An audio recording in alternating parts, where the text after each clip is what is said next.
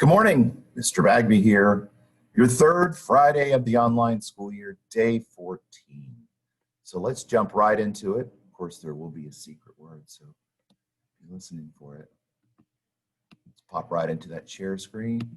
Open up the daily work Word doc. There it is. And let's roll. Well, it's Ketchup Friday. Another Ketchup Friday with a Heinz tomato ketchup bottle. So let's see what today has in store. It is Friday, September 11th, 2020. It is day number 14, and my homeroom has PE at 10:30. Now, we finished two short novels, as introductory novels for our ELA, third grade gifted classroom. And next week, we're not really doing novels, we're doing a collection of stories. And there'll be fables, folk tales, and myths from around the world and across the centuries. That literally means that we'll be looking at stories that are from Europe, Asia, Africa, Native American stories, South America, Australia. And we're going to see the comparisons, and we're going to contrast the differences among those. It is amazing how similar some of these stories are. As you see there, we're kicking it off with an ancient Egyptian Cinderella story called The Red Slippers. So it'll be a lot of fun. You are going to be assigned a fable, and I will give you your fable, and it will be yours to practice. And you're going to read it to the class so that it's nice and dramatic and you're ready to go. So it just won't be a cold read, which means reading something for the first time. So be looking for your own fable to share with the rest of your homeroom. Today it's just simply read. It's Catch-Up Friday. Simply read the fiction book, simply read the nonfiction book. I've kept these videos up here because I think you can go back and reference them to make sure that you are adding things to make it a good introduction, that you are appealing to all the senses in your writing, that when we read your story, we can hear it, we can feel it. Sometimes we can even smell it. I hope it smells good. But sometimes bad smells will be more dramatic. And make sure that the completed story is ready on Monday, September 14th, and we'll be sharing the finished versions of those. Again, today is a day for you to share, which means getting feedback.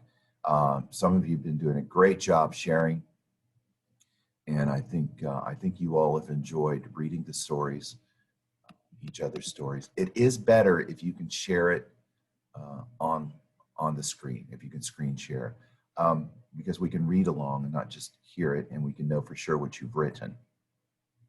Now, again, if you are not typing it, don't say, "Oh, I can't screen share it." You know you can. You just have to do that picture thing, taking a picture with your camera or scanning it, somehow turning it into a JPEG picture file, and then you just share that. It's different. It's just your writing, and it's a picture of your writing. I don't mind that you write it, believe me. You don't have to type it, but it's great to share, and it's great for us to see the words that you actually wrote. There will be comprehensive tests on all 18 words next week.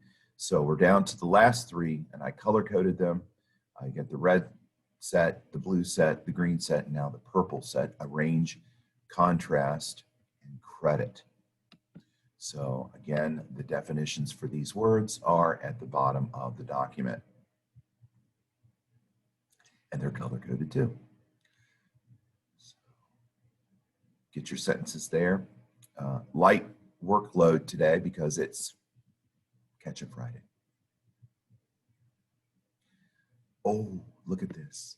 Score your own test with the answer key in the Day 14 module.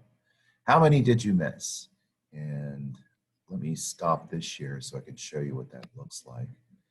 And I'll open that screen share of the answer key. There it is. It's got all the correct answers in it. It's got the line. Now, your line does not have to be red. I made it red so that you could see it more easily. But compare what you did yesterday with what the answer key is, and see how many you got right and how many you got wrong overall. So the answers are down here too. Now, if you didn't have your parentheses in there, that's fine. I just have them there so you can know that, oh, okay, this is the correct answer. I am learning grammar. Your mom likes pizza and tacos and so forth. Let's look at this one. All of the townspeople / ran from the burning building. So you got the subject and you got the complete predicate. So there's your answer key. And you can figure out your percentage by looking back at the daily work assignment. And it's right, but basically each one is going to be worth 3 points. So if you miss none, that's of course 100%. That's easy. If you miss 1, that's 97. 2, that's 94. 3, that's 91, and so forth. In other words, you take the number you missed, you multiply it by 3, and you subtract that from 100. But I provided this handy dandy little list here because, and I stopped at 14 because once you get below 61%, well, you kind of need to take the test over. Actually, if you get below 70 here, you really should, it should occur to you that maybe you don't understand this quite as well as you thought. And my goal is not just say, oh, you got the bad grade. It's to, oh, you don't quite understand this yet, so let's understand it. So that's always my goal as your teacher, not to say, bad grade. It's to say, hey, look, it's clear here that we need to work on this a little more, so let's study it and concentrate on it until we get it right. That's my expectations, is that you are a willing participant in this process called learning, and not to give up if you don't understand something. Just keep working at it. And sometimes if you really don't understand something at all, you just kind of have to set it aside and then come back to it later. We have our last Lewis and Clark wrapping it up here. The explorers spent the winter of 1804 in the area now known as North Dakota. There they met a French-Canadian trader in Sacagawea, his young Native American wife. Both of them joined the expedition. Sacagawea helped to find food and make friends with other natives. By November of 1805, the group reached the Pacific Ocean. When they returned home, they were welcomed as heroes. Lots of mistakes there, capitalization errors, spelling errors, end marks, etc. We have a brand new site to explore for ancient Egypt. I will introduce that today. In geography, I've kept this up because, you know, there's all kinds of games there, and I do expect you to be practicing those. And we'll continue our sharing of our Google Maps. That's a lot of fun. Just be ready. Make sure that you practice with it so you can zip along those roads and show us exactly what you want us to see. And remember, any place on the earth, any place that gives you the availability of Google Maps, Street View. All right, balance. We haven't talked enough about this in class because we've been taking so much time to share our stories in our Google Maps, but the theme is still balance in all of these 9 areas. And let's see, yesterday was the food that you eat, the art that you enjoy, the music that you enjoy. Today it's money, friends, and hobbies. The money we get and spend, the friends that we have and enjoy, the hobbies we choose and do. What do those have to do with balance, and how does the idea and concept of balance apply to those? I will make it a point today to discuss this in class so you understand it. But of course, if you don't understand something, don't just sit there and think, I don't understand this. Speak up. Ask questions. That's what I'm here for, to help answer them, to help you think through the answer. Balance puzzles, I really hope you're enjoying this. Maybe if some of you have created some mobiles and some balances there, we'll have you share them today. That would be cool. The fun fact of the day in the history of Google Maps, you know, once something gets really popular, it's like it's been around forever. No, it's been around longer than you've been alive, but since 2007, that's when Google Maps started their Street View. Google Maps was around before that, but they didn't have the Street View.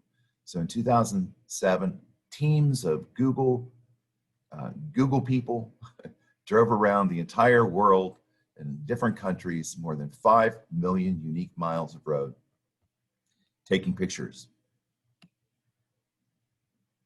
Family fun, what and where is the most mysterious place where you live? What makes it mysterious? It could be in your house, it could be out, around your house or apartment or condo. And mine is our attic in our present home. It's above our garage, and oh, I don't like going up there. There's stuff that's there. There's an old pair of water skis, and they look like they were from the 1800s, but I'm sure they've been up there since 1958. So what's the most mysterious place in your home? And there's your spelling and vocabulary list, your class novel. There's none today. And we'll be reading The Red Slippers. So I hope you enjoy your Catch-Up Friday. And tomato, that's the secret word, tomato. We'll see you soon. We'll stop the share here and stop the recording.